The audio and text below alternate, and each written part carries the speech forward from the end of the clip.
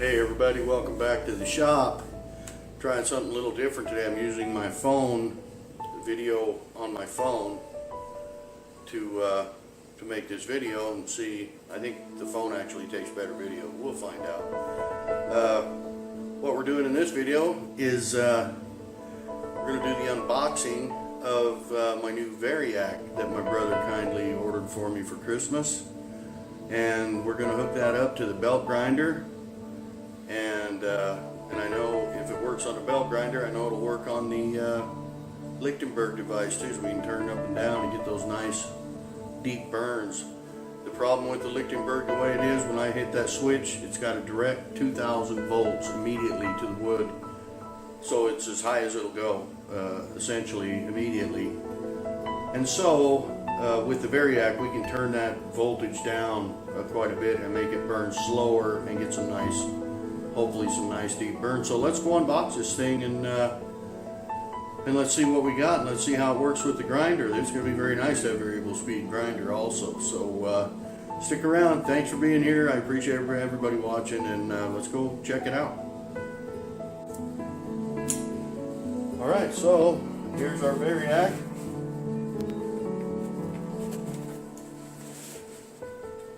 I gotta tell you, my knives are sharp now.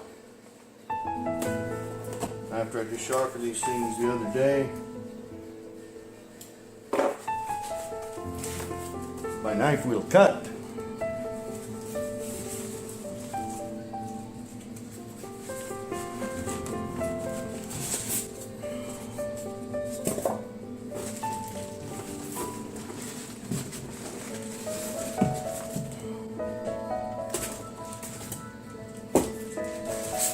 And there's our Variac. It looks like just like a Variac.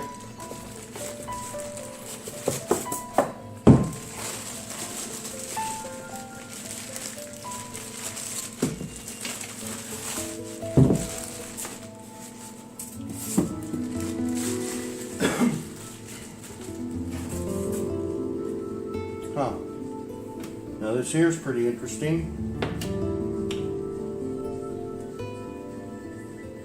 I don't know what that is on there. I don't believe it's paint because it scrapes off too easily. It's almost like some sort of drywall material or something maybe. Who knows what the story is behind that. The machine itself is very clean.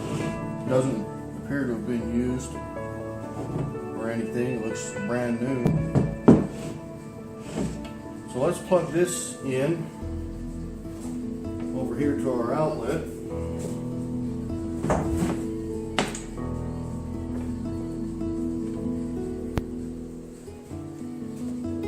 Unplug the grinder. We'll plug this in where the grinder goes. We have to bring our grinder cord out. Put it through a hole back there in the back of the bench so that we had a nice cleaner look on the top of the bench. So now we'll plug our grinder into the Variac.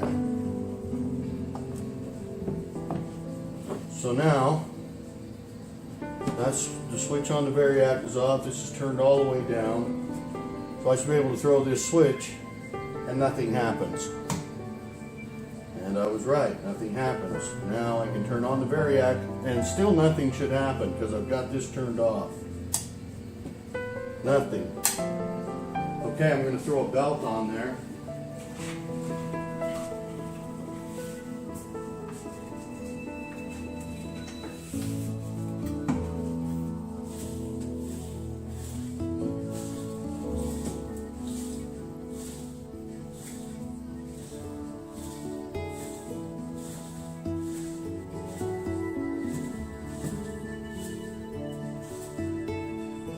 Okay, that should be good. Now let's see if we can slowly. Can you guys see that belt over there? Not real well, huh? So we'll take.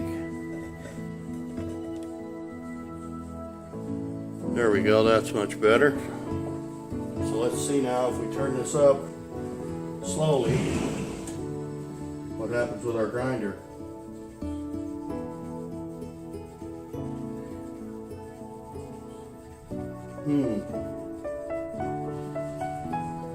How is it?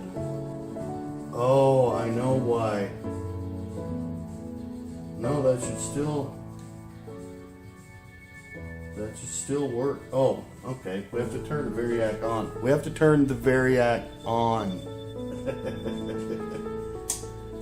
Okay, now we have power. Red light's on.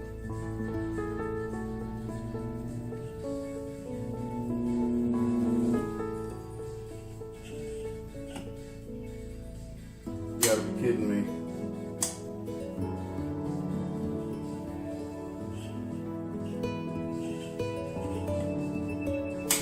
I think we blew a fuse. But you saw it started moving slowly, which is quite cool. Now that's weird. Why would I blow a fuse just by doing that?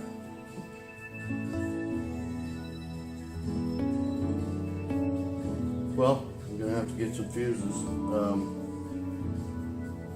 But anyway,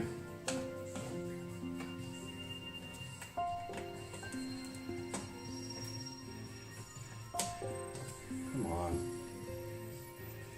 get in there. Okay, pull the fuses back in. Unplug this.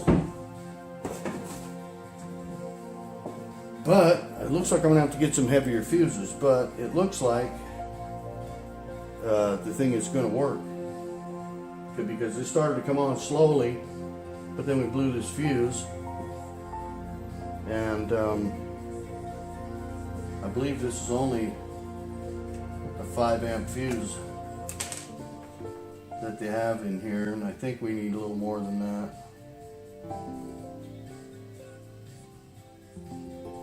Yeah, this is a 5 amp. So we'll get a little heavier. We will try like a 10 amp fuse in there and see how that does. But yeah, there it is. The Variac.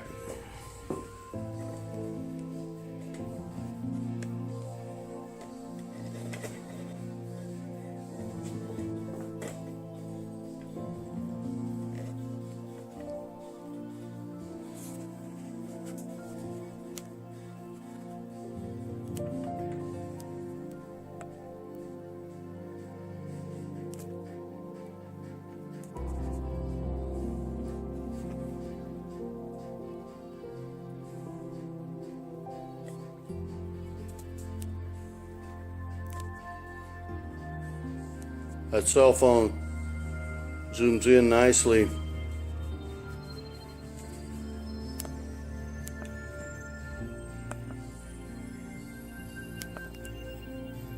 Yeah, I think I'm going to start using the cell phone to record a lot of my videos. Well, so there's that.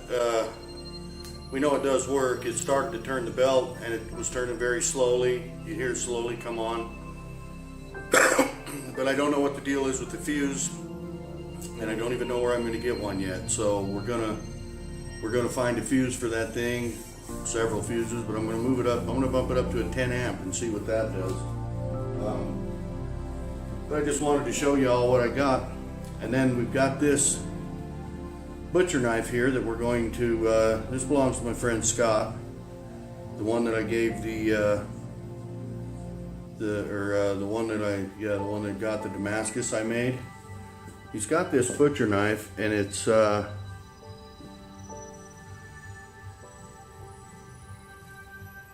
made in Switzerland, I believe.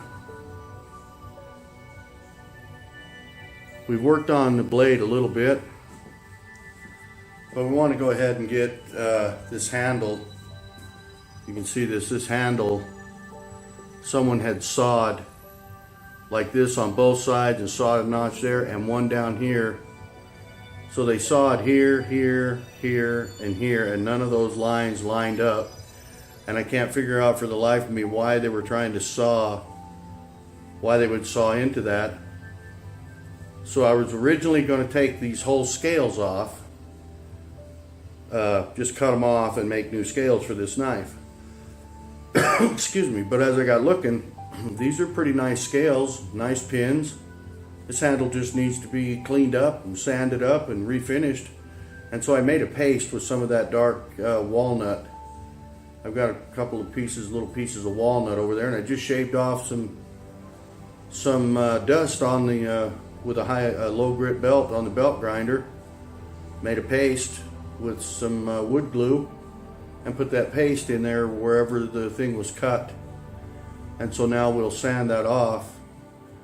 And I don't know if you'll be able to know or not that it was ever cut, but it'll really blend well, I think, that dark wood. So we're gonna go ahead in another video and get this finished, getting this cleaned up and this handle refurbished nicely, and put an edge on this that would be sure to lop off any zombie's head. You know, it'll be razor sharp when we're done with it, and that's a pretty intimidating knife, isn't it? But it's a true butcher knife. I think like a butcher would use in a real butcher shop. You know what I mean? You can tell by the handle and the way it's made. I mean, that's a butcher knife. I looked it up online. It's Victorinox, made in Switzerland, extra quality, RF Forstner company. So yeah, it's I looked it up. It's like 65 or 70 bucks, I think, to buy that butcher knife online.